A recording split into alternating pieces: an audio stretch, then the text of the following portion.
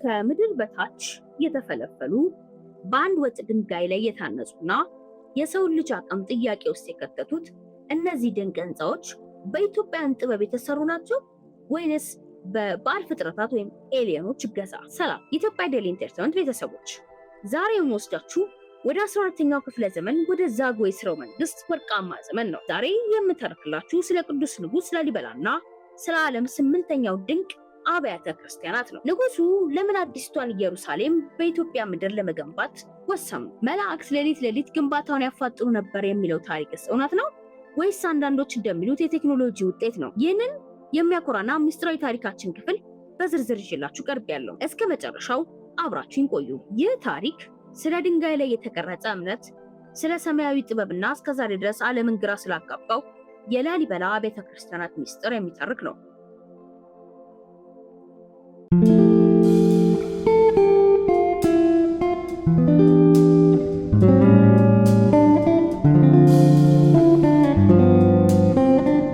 በ12ኛው ክፍለ ዘመን በኢትዮጵያ ተራራማ ምድር ላይ የተከሰተው ድንቅ ክስተት የሰው ልጅ አቅም ወሰኑ የት እንደሆነ ጥያቄ የሚያስነሳ የታሪክ አውድማ ነው። ታሪኩ የሚጀምረው በ12ኛው ክፍለ ዘመን አካባቢ ነው። ይህ ዘመን በአውሮፓ የክሩሴደር ጦርነት በከፍተኛ ሁኔታ የሚካሄድበት፣ ኢየሩሳሌም በኃያላን መንግስታት መካከል እንደ ቅርጫ የምትቀራመትበት ወቅት ነበረ። በዚያ ዘመን በኢትዮጵያ ምድር የዛጉዌ ሥርወ መንግስት ስልጣን ላይ ወጥቶ ነበረ። ንጉስ ላሊበላ ሲወለድ በዙሪያው በርካታ ንቦች ተከበው ታዩ። እናቱም ንቦቹ ታዘዙለት፣ ላሊበላ በማለት ስም ወጣችለት።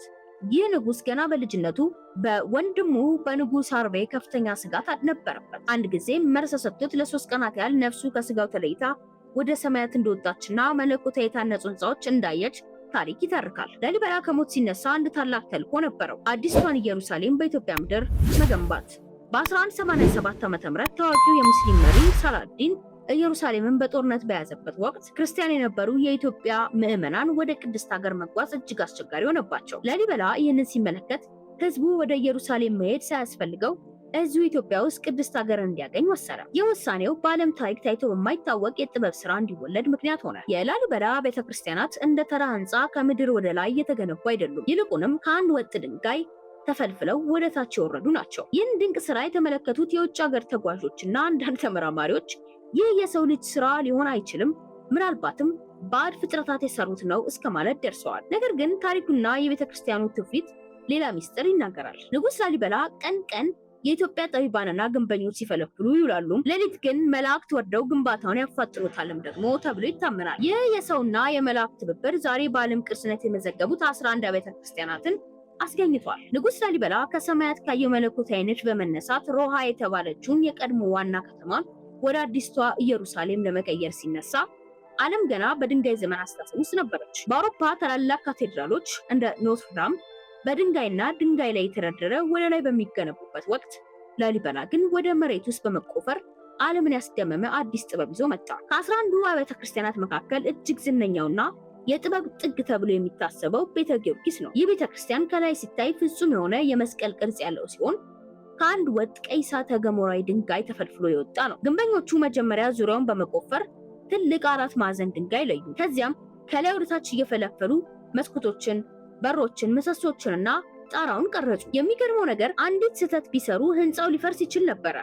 ምክንያቱም ድንጋዩ አንዴ ከተቆረጠ በኋላ መልሶ ማጣበቂያ የለውም። ይህ ደግሞ ላሊበላና ግንበኞቹ የነበራቸው ከፍተኛ የሂሳብና የጂኦሜትሪ እውቀት ያሳያል። የአውሮፓ ተጓዦች እንደ ፍራንሲስኮ አልቫሬዝ እና በ16ኛው ክፍለ ዘመን ላሊበላን ሲጎበኙ አይናቸውን ማመን አቅቷቸው ነበረ። ይህ የሰው ልጅ ስራ ሊሆን አይችልም በማለትም መዝግበዋል። በቅርቡ ደግሞ አንዳንድ የጥንታዊ ባዕድ ፍጥረታት አማኞች ኢትዮጵያን ያን ሁሉ ሺህ ቶን የሚመዝን ድንጋይ ለማውጣት የሚያስችል ቴክኖሎጂ አልነበራቸውም፣ ስለዚህ ኤሊየኖች ረድቷቸዋል የሚል መላምት ያቀርባሉ። ነገር ግን የኢትዮጵያ ታሪክና ትውፊት ለዚህ ጥያቄ ጥልቅ ምላሽ አለው። ንጉስ ላሊበላ ቀን በሺዎች የሚቆጠሩ ኢትዮጵያን ጠቢባንና ግንበኞች አሰማርቶ ያሰራ ነበር። ሌሊት ግን ሰዎች ሲተኙ መላእክት ወርደው ግንበኞቹን በቀን ከሰሩት በላይ በእጥፍ ይሰሩት ነበር ተብሎ ይታመናል። ይህ የመላእክት እገዛ ታሪክ ለኢትዮጵያ የጥበብና የእምነት ጥምረት ውጤት ነው። ይህም የሆነው በቻይና ታላቁ የቻይና ግንብ በከፊል እየታደሰ በነበረበት፣ በካምቦዲያ ደግሞ የአንኮር ዋት የተባለው ቤተ መንግስት በተገነባበት ወቅት ነበረ።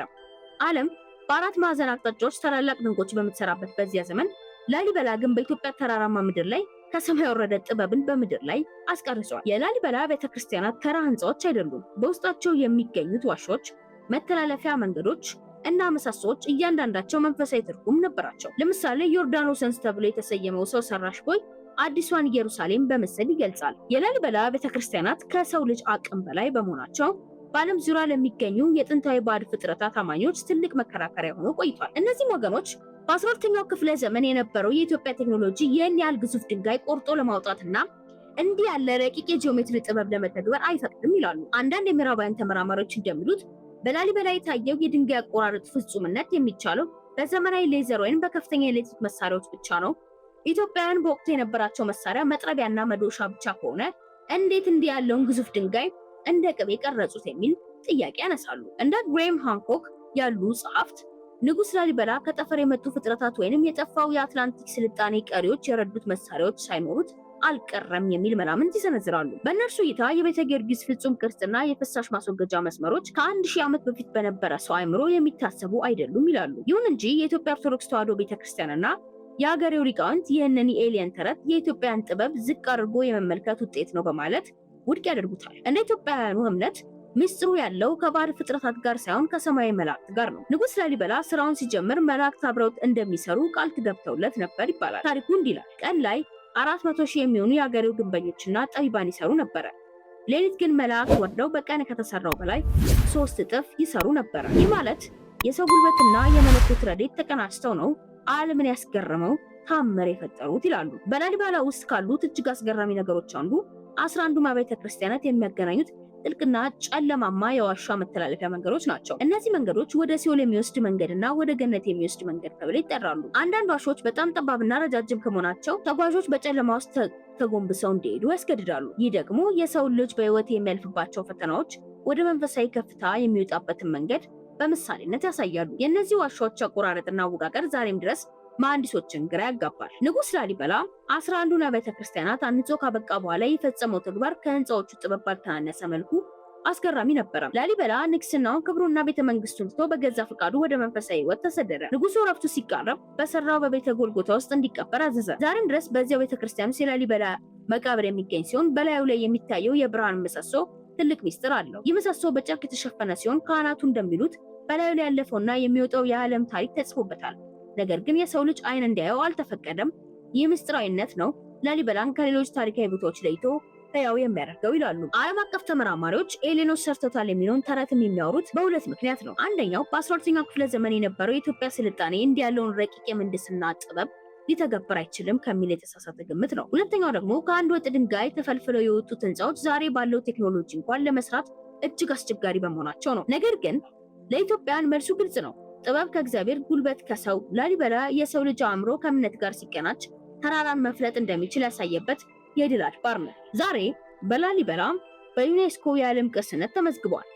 በየዓመቱ በገና በዓል ወቅት በ10 ሺዎች የሚቆጠሩ ምዕመናን ነጭ ልብስ ለብሰው በቤተክርስቲያኑ ዙሪያ ሲቆሙ ህንፃዎቹ ከምድር ውስጥ የበቀሉ ነጭ አበቦች ይመስላሉ። የላሊበላ ቤተክርስቲያናት የኢትዮጵያ የስልጣኔ ቁንጮ፣ የጥቁር ህዝብ የህንፃ ጥበብ ኩራትና የሰው ልጅ ለፈጣሪ ያለውን ፍቅር መግለጫ ሆኖ ለዘላለም ይኖራል። የላሊበላ ሚስጥር በድንጋዮች ውስጥ ብቻ ሳይሆን በህዝቡ ልብ ውስጥም አለ። ኤሌኖች አልሰሩትም። የሰሩት ታላላቅ ጥበብ ያላቸው ከመላእክት ጋር የሚነጋገሩ ለታላቅ ዓላማ የቆሙ ኢትዮጵያውያን ናቸው ተብሎ እስካሁን ይታመናል። እናንተስ ስለ ላሊበላ ቤተክርስቲያናት አሰራር ምን ትላላችሁ? ሚስጥሩ ያለው በሰው ልጅ ጽናት ውስጥ ነው ወይስ በመለኮታዊ ተአምር? ኤሌኖችስ ሰርተውታል የሚለው መላምት እንዴት ትመለከቱታላችሁ? ሀሳባችሁን በኮሜንት መስጫው ላይ በሰፊው አጋሩ። ይህ የኢትዮጵያን የጥበብ ቁንጮ በዓለም ሁሉ ላይ እንዲደርስ ላይክ እና ሼር ማድረጋችሁ እንዳትረሱ። እንዲህ ያሉ ምስጢራዊና አስደናቂ ታሪኮችን ለማግኘት ሰብስክራይብ በማድረግ የኢትዮጵያ ዴይሊ ቤተሰብ ይሁኑ። ላሊበላ ከድንጋይ የተፈለፈለ ህንፃ ብቻ አይደለም። እሱ የኢትዮጵያን የእምነት የጥበብና የጽናት መግለጫ ነው። ንጉሥ ላሊበላ ያስቀመጠው የትልቅ ቅርስ